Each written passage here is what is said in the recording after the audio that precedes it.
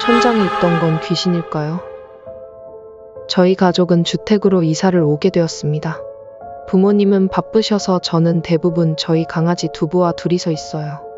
어느 날 거실에서 한창 TV를 보고 있는데 평소에 잘 짖지 않는 두부가 창고를 보며 심하게 짖었어요.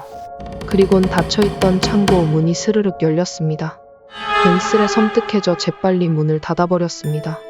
그 후로 두부가 짖는 방향이 위로 향했습니다. 주방 천장, 그리고 거실 천장. 저는 너무 무서워서 눈을 질끈 감았습니다. 몇 분이 지났을까요? 더 이상 두부가 짖지 않길래 살며시 눈을 떴습니다. 그 순간 두부는 제 머리 위를 보고 짖었습니다.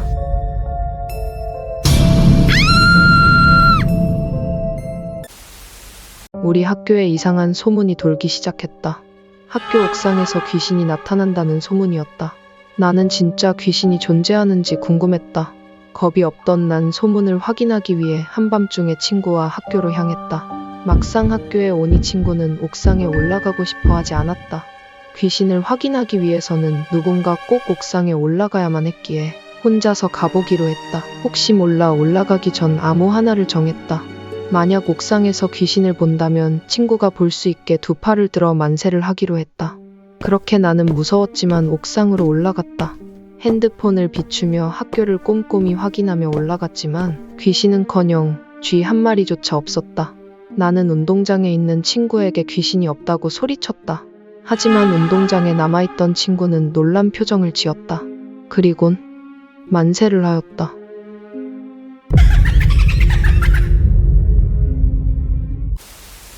동생이 어릴 적 있었던 일입니다. 그 당시 6살 정도였고 갈색 곰인형을 좋아해 항상 품고 다녔어요. 자기 전에는 곰인형을 박스로 된 집을 만들어 눕혔었죠. 그러던 어느 날 자고 있는데 무언가 두드리는 소리가 났습니다.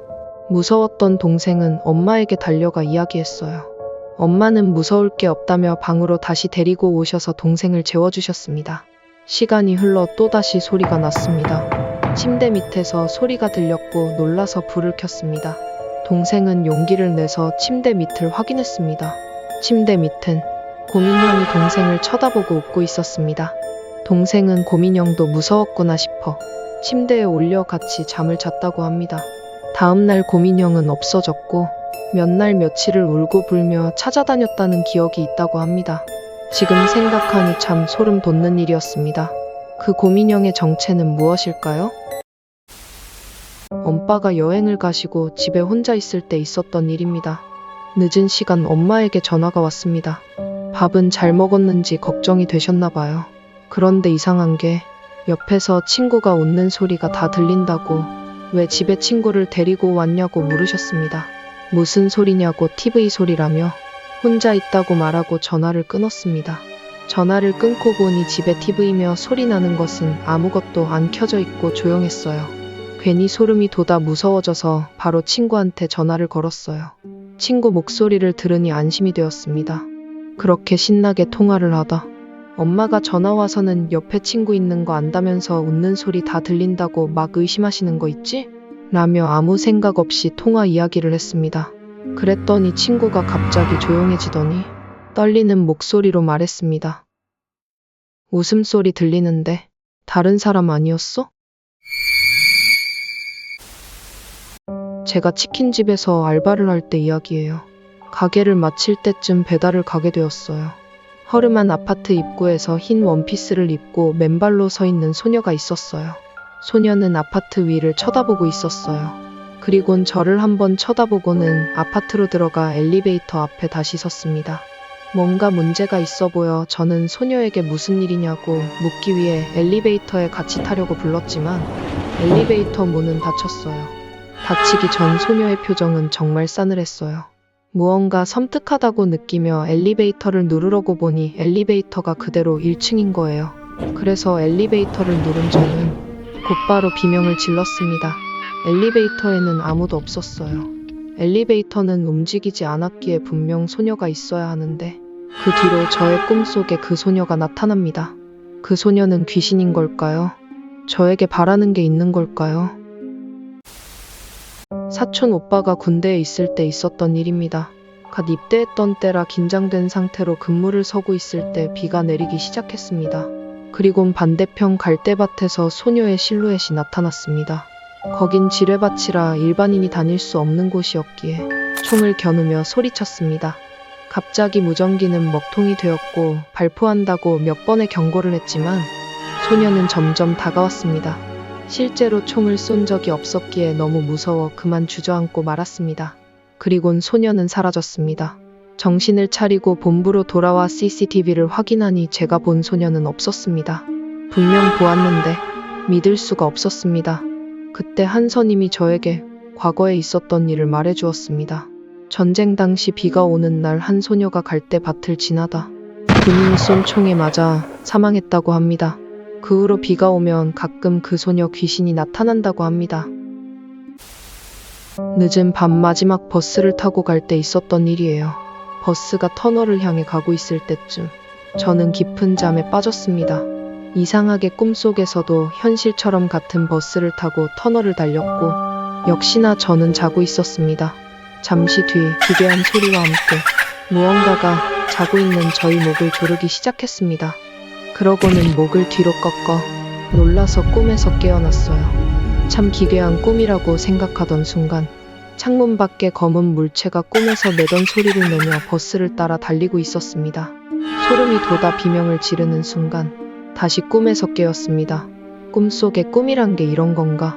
기괴한 꿈을 뒤로 한 채 집에 온 저는 거울을 보고 다시 소름이 돋았습니다. 저의 목을 조른 자국이 남아있었기 때문입니다.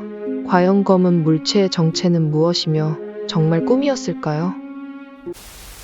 이 이야기는 아버지가 일본에서 겪으신 이야기입니다. 일본으로 출장을 가셨다가 한 호텔에서 잠을 자는데 누군가 손을 잡아당기는 느낌과 함께 아이의 울음소리가 들렸다고 합니다. 그 소리를 듣고 눈을 떠보니 웬 아이의 손이 침대 밑에서 올라와 있었다고 합니다. 놀란 아버지는 바로 일어나 불을 켜고 침대 밑을 보았지만 아무도 없었습니다. 섬뜩한 마음이 들었지만 피곤해서 착각을 했다고 생각하고 다시 눈을 감았을 때 다시 한번 아이의 울음소리가 들렸습니다. 아버지는 도망치듯 로비로 내려가 여자아이의 울부짖는 소리가 난다고 말하니 놀란 직원이 두려운 얼굴로 말했다고 합니다. 꽤 오래전 그 층에서 화재 사고가 났었고 한 여자아이만 탈출하지 못하고 그 방에서 죽음을 당했다고 합니다.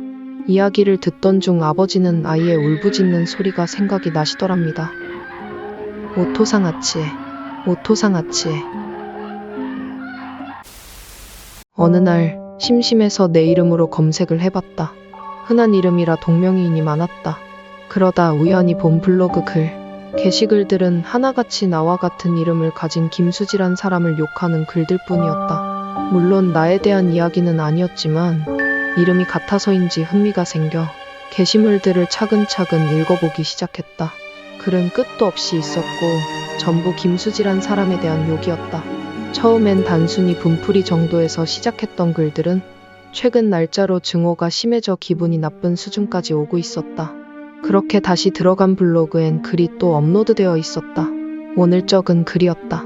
다음날 나는 학교에 가서 친구들에게 이런 글이 있다며 이름이 똑같아서 그런지 뭔가 섬뜩하다며 보여주었다.